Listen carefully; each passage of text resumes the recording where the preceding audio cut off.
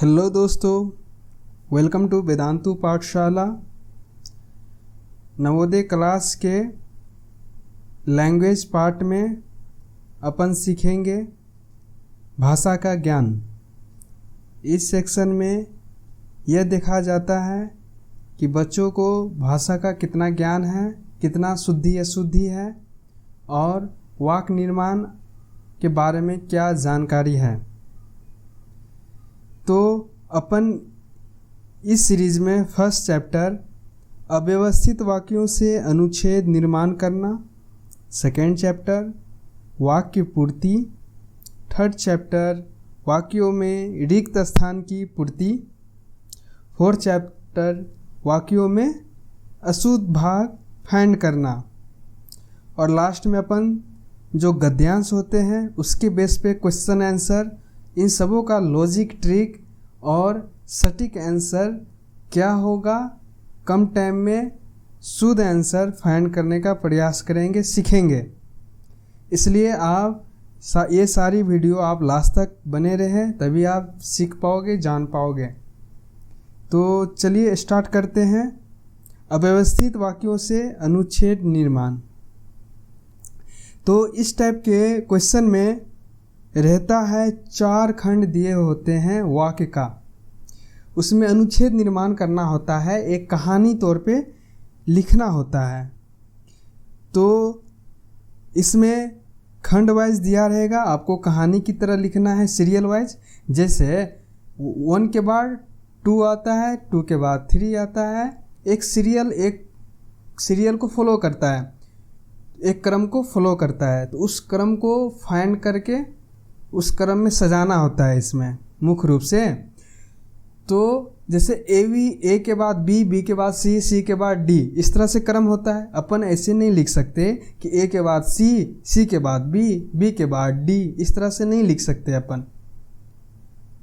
एक serial wise एक क्रम को अपन को फॉलो करना होता है।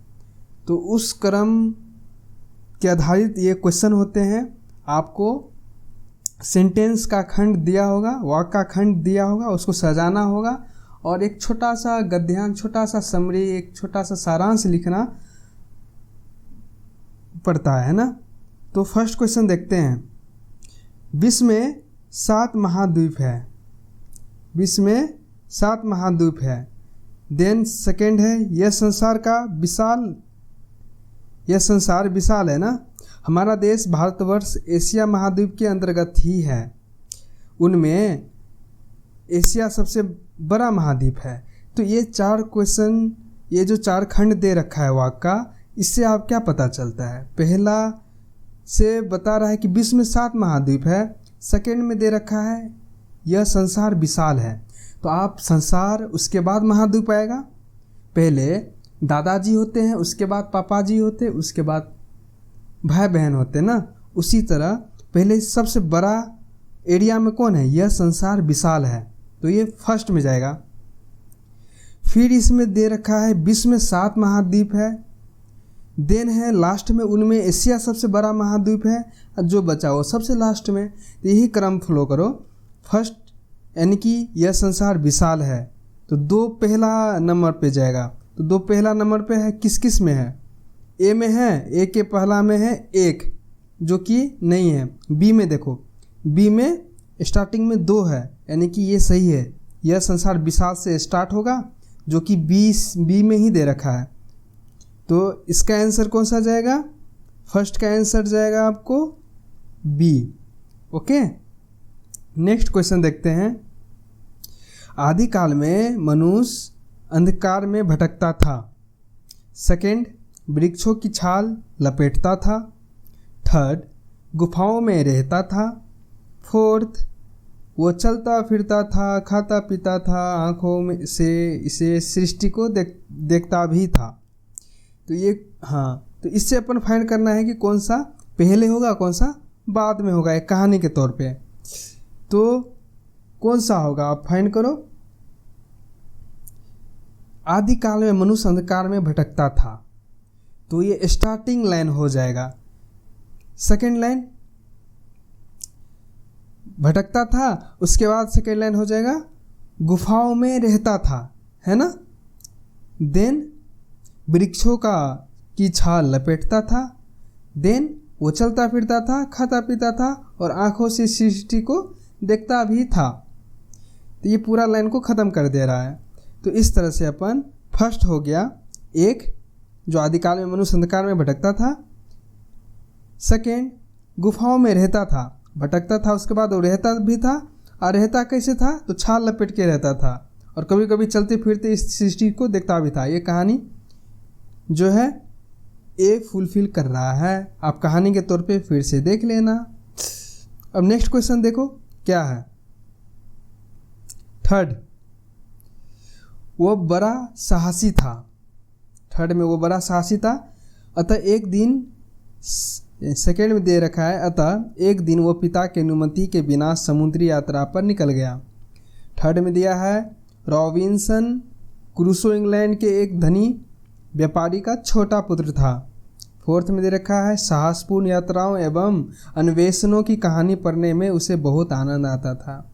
तो इसके कहानी के तौर पे इसे सजाओ क्या होगा।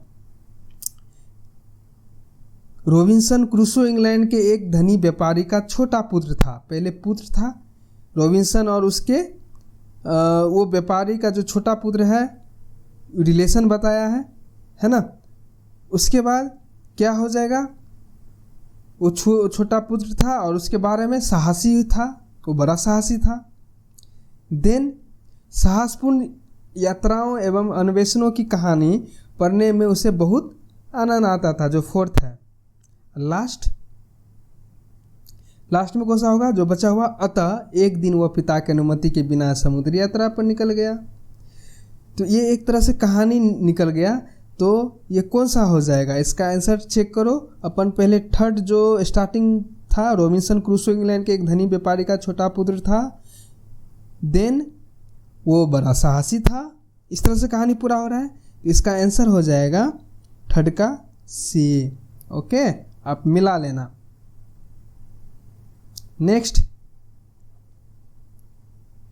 नेक्स्ट में दे रखा है, फोर्थ नंबर दे रखा है, उनसे प्राचीन भारत की बहुत सी बातें मालूम होती है। सेकेंड में चीनी यात्रियों ने भारत भ्रमण करके जो यात्रा वृत्तांत लिखे हैं। थर्ड, वो मध्य चीन का था। फोर्थ, पहला चीनी यात्री फायान था। तो इसे कहानी के तौर पे बनाओ। कहानी के तौर पे कैसे बनेगा, कहानी के तौर पे आप देखो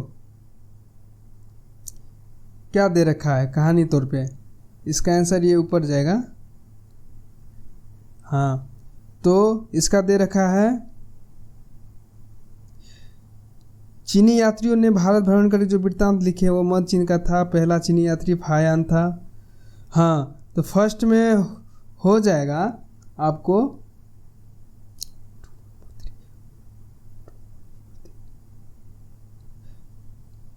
चीनी यात्रियों ने भारत भ्रमण करके जो यात्रा वृत्तांत लिखे हैं, स्टार्टिंग लाइन तो ये हो जाएगा। देन उनसे प्राचीन भारत की बहुत सी बातें मालूम होती है। लिखी है वृत्तांत, उसके बाद उस चीज़ को पढ़ने से क्या प्राचीन बातें मालूम होती है। देन पहला चीनी यात्री फायान था, वो मध्य चीन का था। तो इस तरह से फोर्थ का कौन सा आंसर चला जाएगा, देखो ये ऊपर में है, इसका आंसर बी चला जाएगा। नेक्स्ट 5 का देखो, जो विश्व के सभी पर्वतों की चोटियों से ऊंची है, इसकी ऊंचाई 29,000 फीट है। हिमालय पर्वत भारत के उत्तर में स्थित है। माउंट एवरेस्ट इसकी ऊंचाई सबसे ऊंची चोटी है ना, इसकी सबसे ऊंची चोटी है। तो इसको कहानी के तौर पे देखो कौन सा है। तो कहानी के तौर पे अपन देखते हैं, तो देखो जो विश्व के सभी पर्वतों की चोटियां से ऊंची है ना। इसके बाद कौन सा कहानी बन रहा है, ये तो पहला लाइन हो जाएगा। फर्स्ट हो जाएगा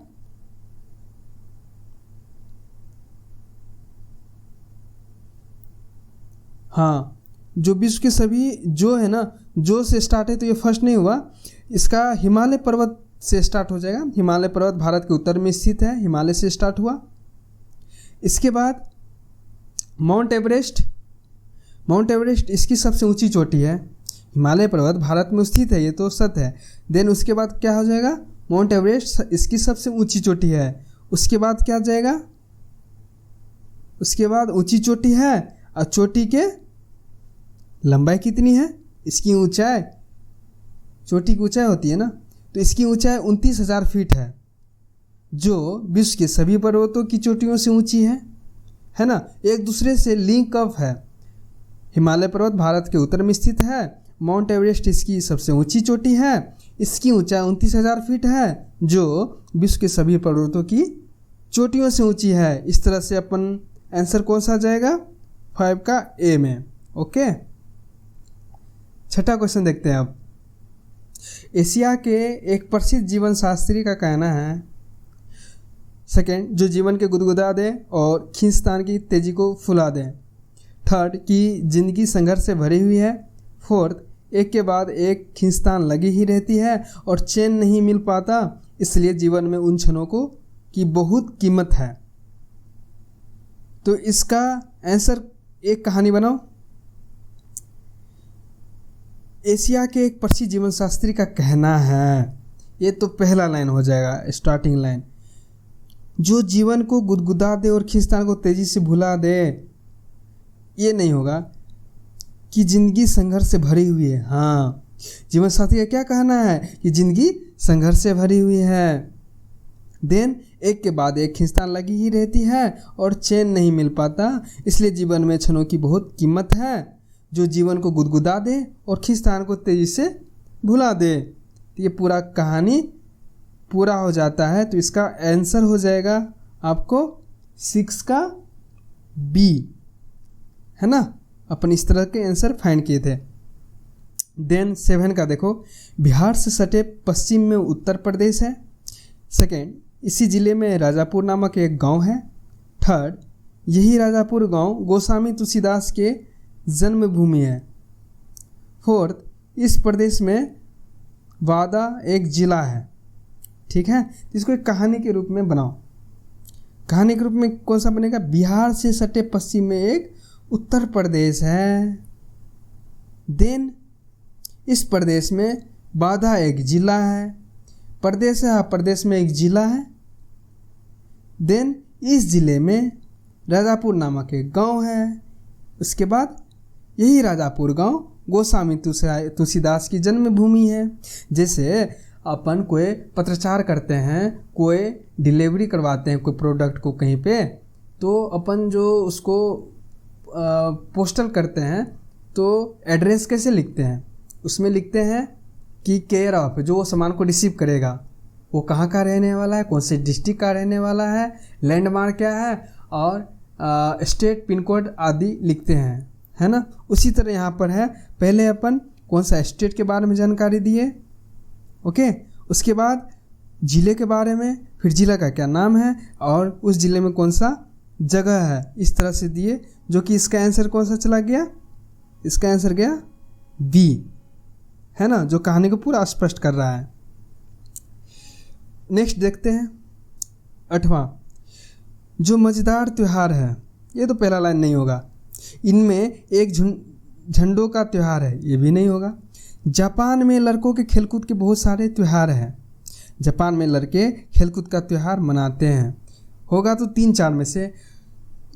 तो इस टाइप के क्वेश्चन में पहले अपन फर्स्ट लाइन को गेस करो कि कौन सा लाइन फर्स्ट कहानी मेक करेगा, बनाएगा, वो फाइंड हो जाता है ना। तो पहला ऑप्शन में वो छट जाता है, पहला ऑप्शन में ही छट जाता है। जैसे इसमें देखो, सारा पहला ऑप्शन में 2 है, किसी में 3 है, पहला में सारे डिजिट अलग अलग है नंबर, तो ये फाइंड हो जाएगा, तो तुम्हारा आंसर मिल जाएगा, आंसर के करीब पहुंच जाओगे।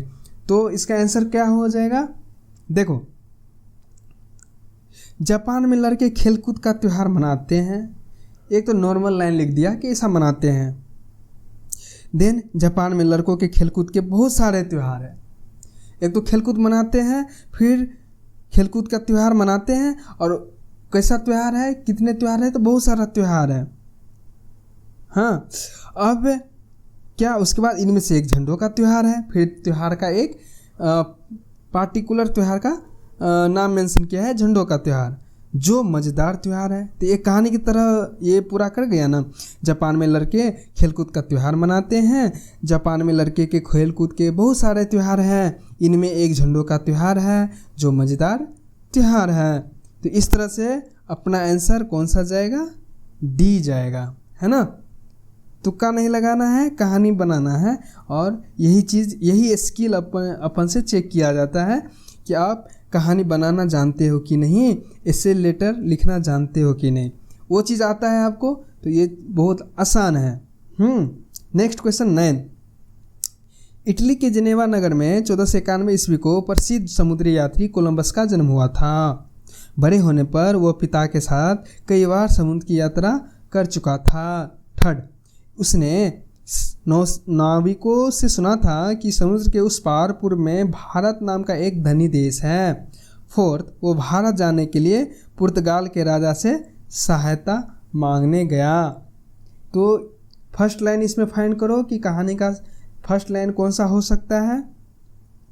तो ये इटली के जिनेवा नगर में 1491 ईस्वी के प्रसिद्ध समुद्री यात्री कोलंबस का जन्म हुआ था। कोई भी कहानी में इसी तरह से पहला स्टार्टिंग होता है। तो ये पहला लाइन हो गया। और ये पहला लाइन नो का पहला लाइन कौन सा हो गया? एक। तो ABCD में सबसे पहला लाइन कौन सा है? एक है। तो एक फाइंड करो किस में है। तो एक A में लग रहा है। चलो A को अपन पकड़ लिए। अब सेकंड को चेक करना पड़ेगा। A को फाइंड कर लिए, अब चेक करेंगे कि 1 2 3 4 ये सीरियल नंबर फॉलो कर रहा है कि नहीं। तो अब A के बाद सेकंड है तो सेकंड चेक करो। बड़े होने पर वो पिता के साथ कई बार समुद्री यात्रा कर चुका था। देन थर्ड है, उसने नाविकों में सुना था कि समुद्र के उस पार पूर्व में भारत नाम का एक देश, धनी देश है। वो भारत जाने के लिए पुर्तगाल के राजा की सहायता मांगने गया। अच्छा, ये सब जो उसको पता चला तो वो परमिशन लेने गया पुर्तगाल के राजा से। ये थोड़ा इतिहास में चला जाता है। हाँ, तो इतिहास की कहानी है। और इसी तरह ना कोलंबस ने इंडिया का खोज भी किया था। तो ठीक है, इसका आंसर कौन सा गया? फर्स्ट गया, चूँकि ये लाइन बाय लाइन फुलफिल कर रहा है ना। चलो बढ़िया। नेक्स्ट क्वेश्चन देखते हैं। तो उसे नाले के पार हरी हरी घास दिखाई पड़ी। उसने सिर उठाया और देखा 2 बकरियां साथ साथ चरती थी। एक दिन काली बकरी चरते चरते आगे बढ़ गई। इसे एक कर्म में आप बनाओ। तो कर्म में देखो कैसे बनेगा। 2 बकरियां साथ साथ चरती थी। एक दिन काली बकरी चरते चरते आगे बढ़ गई। उसने सिर उठाया और देखा तो उसे नाले के पार एक हरी हरी घास दिखाई पड़ी। तो ये कहानी बन रहा है। तो आप कहानी बनाओ और आंसर पाओ। तो इस 10 का कौन सा हो जाएगा? बी। आप चेक कर लो, कहानी बन रहा है ना। 2 बकरियां साथ साथ चरती थी, है ना। 2 बकरी साथ साथ चरती थी। देन एक दिन काली बकरी चरते चरते आगे बढ़ गई। उसने सिर उठाया और देखा तो उसे नाले के पार हरी भरी घास दिखाई पड़ी। ओके, नेक्स्ट क्वेश्चन है 11 नंबर। इसे सोवियत जो रूस में है रॉकेट प्रक्षेपण स्थल कॉस्मोड्रोम से अंतरिक्ष में भेजा गया। सन 1975 ईस्वी के 19 अप्रैल को भारतीय अंतरिक्ष वैज्ञानिक द्वारा निर्मित अंतरिक्ष में कदम रखा। 360 kg वजन वाले प्रथम भारतीय उपग्रह आर्यभट्ट ने। तो इसे क्रम में बनाओ तो क्या हो जाएगा? तो ईस्वी वाले तो स्टार्टिंग में ही लिखे जाते हैं, ध्यान देना। तो सन 1975 ईस्वी के 19 अप्रैल को भारतीय अंतरिक्ष वैज्ञानिक द्वारा निर्मित। ठीक है, फर्स्ट तो यही होगा। तो फर्स्ट वाले कौन से ऑप्शन में है? फर्स्ट मतलब कि 2, 11 के 2 फर्स्ट लाइन होगा। तो फर्स्ट लाइन किस में है? 2 डी में है। डी का स्टार्टिंग 2 से होगा, है ना। तो ये फर्स्ट लाइन हो गया। उसके बाद क्या है? 4। अब 4 देखो, पढ़ के देखो कि वो उसको फुलफिल कर रहा है कि नहीं। 360 kg वजन वाले प्रथम भारतीय उपग्रह आर्यभट्ट ने थर्ड अंतरिक्ष में कदम रखा।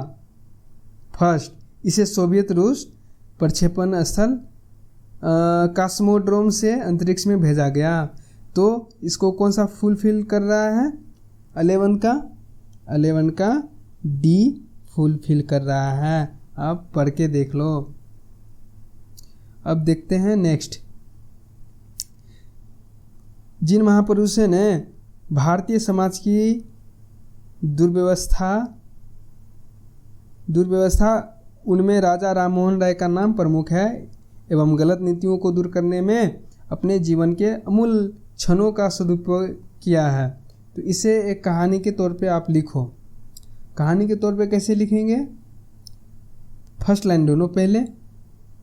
तो फर्स्ट लाइन हो जाएगा, देखो, जिन महापुरुषों ने भारतीय समाज की दुर्व्यवस्था एवं गलत नीतियों को दूर करने में अपने जीवन के अमूल्य क्षणों को सदुपयोग किया, ठीक है, उनमें राजा राम मोहन राय का नाम प्रमुख है। एक कहानी, एक लाइन पता चल गया कि ये कुछ इससे अर्थ निकल रहा है, सटीक लग रहा है। तो इसका आंसर कौन सा जाएगा? ए। नेक्स्ट देख रहे हैं, जल्दी जल्दी अपन फाइन कर रहे हैं ना। तो नेक्स्ट क्वेश्चन है 13 का। आर्य समाज के संस्थापक का जन्म गुजरात के 1824 ईस्वी में हुआ था। स्वामी दयानंद सरस्वती वे सच से नहीं दिखते थे। हाँ, इसे सही क्रम में फाइंड करो, कौन सा होगा? आर्य समाज के संस्थापक स्वामी दयानंद सरस्वती का जन्म गुजरात में 1824 ईस्वी में हुआ था, है ना। वे सच से नहीं दिखते थे। तो इसका आंसर कौन सा चला जाएगा 13 का? उसका आंसर ये चला जाएगा जो कि फुलफिल कर रहा है ना। इस तरह से अपना आंसर दिए। नेक्स्ट 14, जवाहरलाल नेहरू की पढ़ाई इंग्लैंड में हैरो और कैम्ब्रिज में हुई थी, तो महात्मा गांधी के प्रभाव में आ गए जब वे भारत लौटे। इसको एक सही क्रम में बनाओ। सही क्रम में बनाते हैं, थोड़ा वीडियो लंबी भी हो, पूरा देखो, सीखने को मिलेगा। तो इसे फर्स्ट लाइन फाइंड करो आप। इस तरह के क्वेश्चन में अपन फर्स्ट लाइन फाइंड करते हैं। तो कौन सा होगा 14 का? जवाहरलाल नेहरू की पढ़ाई इंग्लैंड में हैरो कैम्ब्रिज में हुई थी। ये तो लाइन कंप्लीट कर रहा। जब वे भारत लौटे तो महात्मा गांधी के प्रभाव में आ गए। ये भी लाइन पूरा हो गया। इस तरह से 1 2 4 3 किस में है? जो कि आंसर डी में है ना। तो डी इसका आंसर चला जाएगा। 15 में चेक करते हैं। 15 में है, बालक के पिता उन्हें कुछ पैसे देते थे। जीवन के प्रारंभिक वर्षों में बाल ने संस्कृत में विशेष रुचि प्रकट की। बाल गंगाधर तिलक गंगाधर पंत के पुत्र थे, जो एक स्थानीय विद्यालय में शिक्षक थे। कोई नया श्लोक याद करने पर, तो ये तो अपूर्ण है, क्रम में नहीं है, इसे क्रम में सजाओ। तो क्रम में फर्स्ट लाइन पहले फाइंड करो कौन सा होगा। तो फाइंड करते हैं अपन ना। बाल गंगाधर तिलक के बारे में दे रखा है, तो उसके स्टार्टिंग देखते हैं। बाल गंगाधर तिलक गंगाधर पंत के पुत्र थे, ऐसे ही कुछ स्टार्ट होता है, जो एक स्थानीय विद्यालय में शिक्षक थे। ओके, उसके बाद जीवन के प्रारंभिक वर्षों में बाल ने संस्कृत में विशेष रुचि प्रकट की थी। कोई नया श्लोक याद करने पर बाल के पिता उन्हें कुछ पैसे देते थे। ये पूरा हो गया है ना। कि उस सेकेंड लाइन में जो है कि वो संस्कृत में उसकी रुचि था और वो कोई नया श्लोक जब याद करते थे उसके पापा जी पैसे दे देते थे। तो ये 15 का कौन सा आंसर चला जाएगा? 15 का आंसर हो जाएगा आपको बी, जो अपन फाइंड किए थे ना, बी हो जाएगा। बी, ये गलत टिक हो गया अपन से, ये लो बी हो जाएगा ना। नेक्स्ट 16 नंबर, वो राज बहुत छोटा था किंतु उसका राजा बहुत बड़ा था। ओके, और उसके बाद नेक्स्ट देखते हैं।